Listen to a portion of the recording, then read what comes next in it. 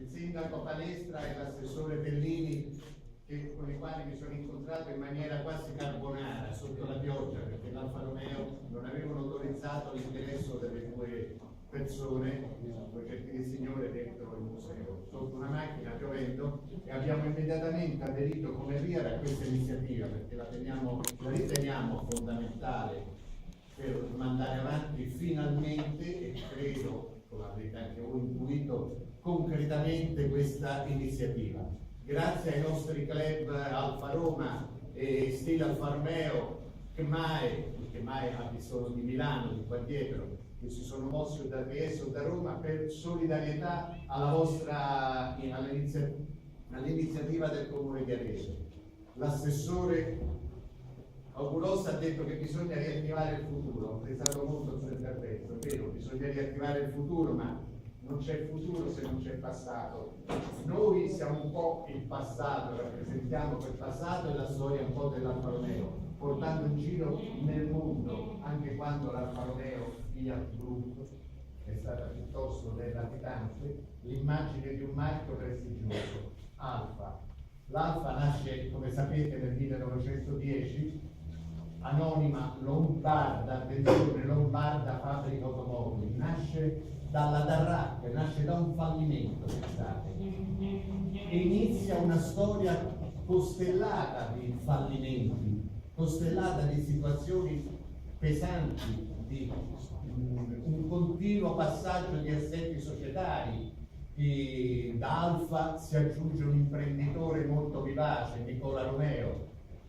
Nicola Romeo entra in Alfa nel 1915, ne viene estromesso pesantemente nel 1925, 10 anni dopo, e poi scioperi, un conflitto bellico, un secondo conflitto bellico, Ugo Copato, altri dirigenti che vengono trucidati inspiegabilmente da quelle che erano le cosiddette forze di liberazione. Personaggi che hanno fatto l'Alfa Romeo. In Alfa Romeo sin dall'inizio c'erano operai fantastici, fino agli ultimi 27.000 dipendenti. L'Alfa aveva, quando è stata chiusa, ben 27.000 dipendenti. E qui c'era gente, diceva Enzo Ferrari, che sapeva fare i guanti alle mosche. La capacità dell'Alfa Romeo è stata ripresa da tutti. Si parlava di musei, ora dobbiamo guardare noi il museo della Mercedes, il museo della BMW, quando viceversa erano loro, Oliveri lo sa, che venivano a vedere da noi. Quando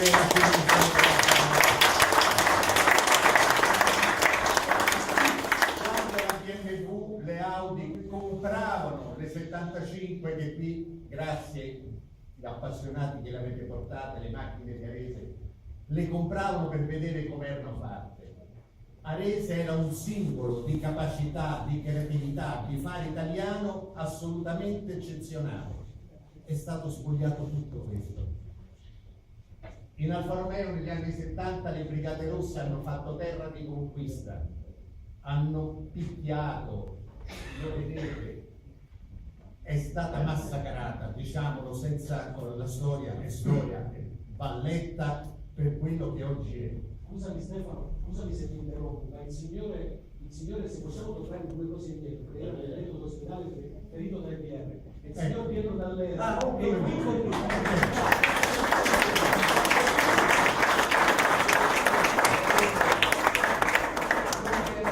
Alfa Romeo, sabotare il progetto della borghesia di Stato, costruire in fabbrica il potere proprietario armato, ottimo principio imprenditoriale. Attacchiamo e blocchiamo il piano padronale di Massagesi della borghesia di Stato.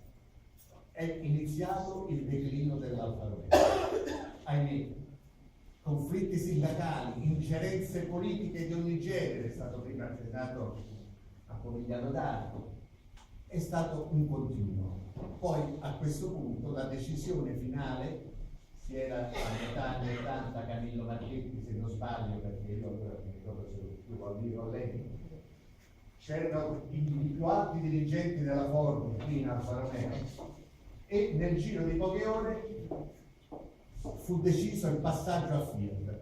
Lì Finmeccanica, società caposettore di Alfa Romeo, in brevissimo dice mandate via la Ford perché la Fiat sarà il nuovo contraente a costo zero.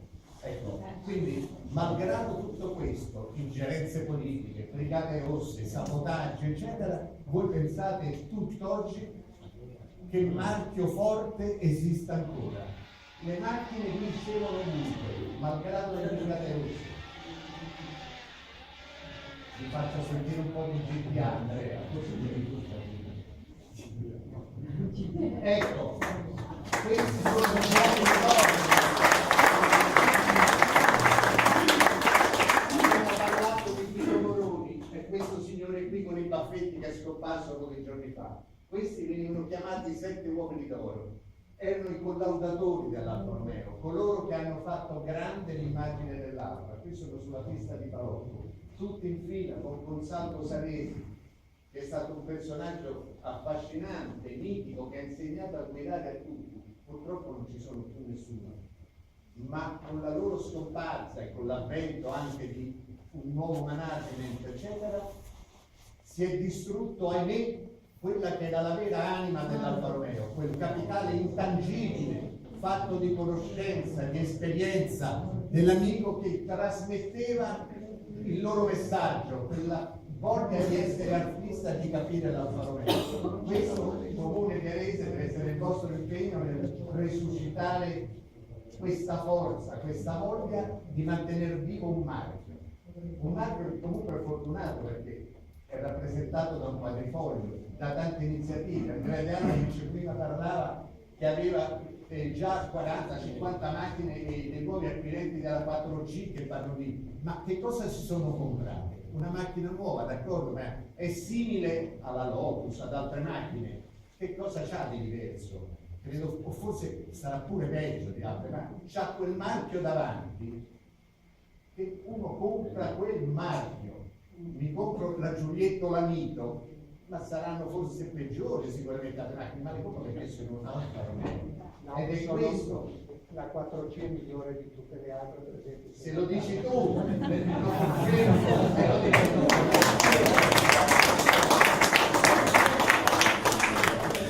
Mi fa piacere, però ecco che cosa è stata l'Alfa Romeo. Veniva ripresa nei film, Banditi a Milano. È stata sempre l'immagine della macchina performante, non solo della polizia, dei carabinieri o dei banditi, ma l'Alfa Romeo ha rappresentato il nostro paese, l'anima sportiva del nostro paese, una bellezza necessaria che tiene alto il simbolo di essere italiani, di un marchio italiano. Questa secondo me è l'Alfa Romeo, la vera Alfa Romeo. Poi si è parlato, è stato bravissimo il nostro assessore che ha sviscerato tutti gli aspetti formali. Noi, registro Alfa Romeo, come tanti appassionati e poi amministrazione, abbiamo di fronte, per la questione del museo, interlocutori ovviamente non facili, lo avete visto come risponde al collega imprenditore della Valle, avete visto come si è comportato dal punto di vista fiscale, eccetera, eccetera. Quindi un attimo di delicatezza e di saper muovere anche la gestione di questa vicenda Alfa Romeo. Ma che cosa ci voleva? Purtroppo la precedente amministrazione non si è mossa molto bene, sono stati fatti degli errori, quindi io plaudo e sostengo pienamente la nuova amministrazione, il sindaco Di Rò, verso queste iniziative che porteranno a breve, ritengo, sicuramente non al salvataggio del museo, perché il museo è già salvo, non me ne frega niente, alla riapertura del museo, alla restituzione a voi, a tutti noi del museo. Io voglio il museo restituito.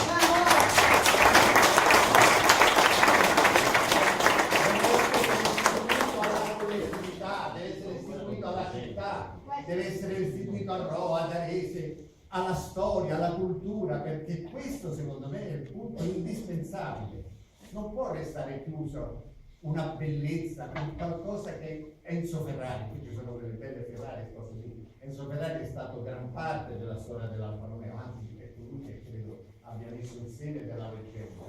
Ma guardate qua Camillo Marchetti, questo signore che ha legato il museo nel 1986. Camillo Marchetti ha voluto il museo Camillo Marchetti negli anni 70 ha riunito negli Stati Uniti, qui siamo alla Cuna Secca, 560 Alfa Romeo, forse voi non ve ne siete accorti, ma la fila qui continua e laggiù, eccola là, e vedete lassù in cima le macchine continuano, questa è pure in America. Io ho trovato un Alfa Romeo bellissimo in Sudafrica, Alfa Romeo ce ne sono in te e che sicuramente fa mercato. E quindi Alfa Romeo, l'Alfa Romeo che vince, perché è un simbolo di vittoria, un simbolo di successo, un simbolo di fortuna, un simbolo di energia.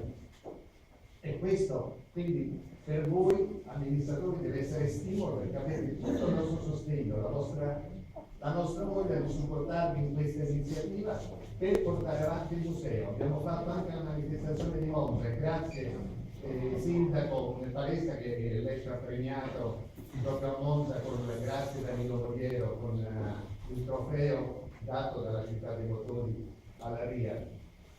Eccola qui, grazie, con Nini Vaccarella che è stato un grande campione.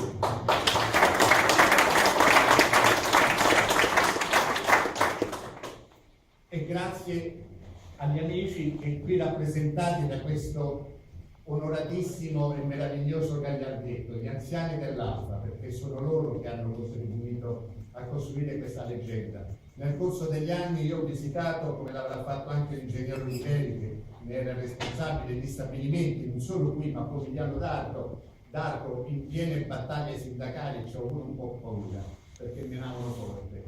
E malgrado le lotte contro i dirigenti, c'erano le fotografie dei piloti, del De Adamic con la macchina, perché comunque in Alfa si vinceva. Non saremo d'accordo con i padroni, non saremo d'accordo con questo, però io sono uno dell'Alfa e quindi l'Alfa che vince mi onora e mi onora lavorare qua dentro. Però prendo a coltellate mi dice perché non mi sta bene.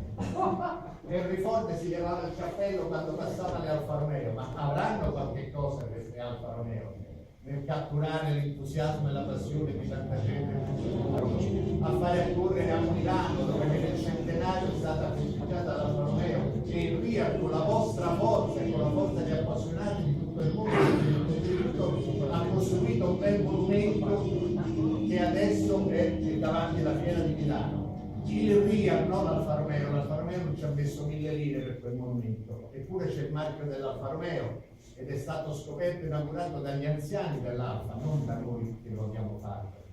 Quindi, ecco, Camillo Marchetti, tu sei parte di quella leggenda, tu sei parte di questa storia.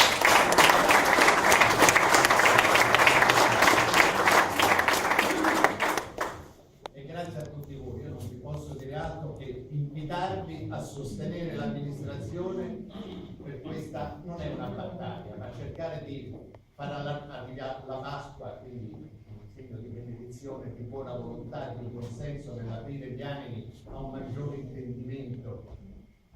La sovrintendenza, i personaggi che ci sono, soltanto ammorbidendo e smussando certi spigoli si raggiungerà sicuramente la soluzione che è dietro l'angolo. Andrea De Adamic vi ha parlato, lo ha detto lui, dei nuovi modelli, anche io li ho visti, cioè l'ammiraglia è bellissima.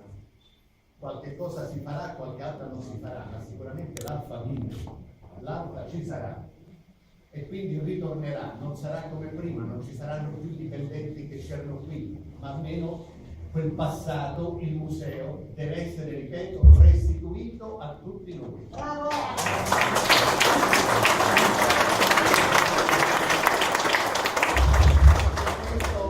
C'è una ultima immagine che vorrei ricordare, le parole di una persona che è scomparsa di recente, che è Vittorio Fano, che ha scritto delle... ancora dopo? No, vogliamo andare? Questa è la Alese, questa è la vostra Alese.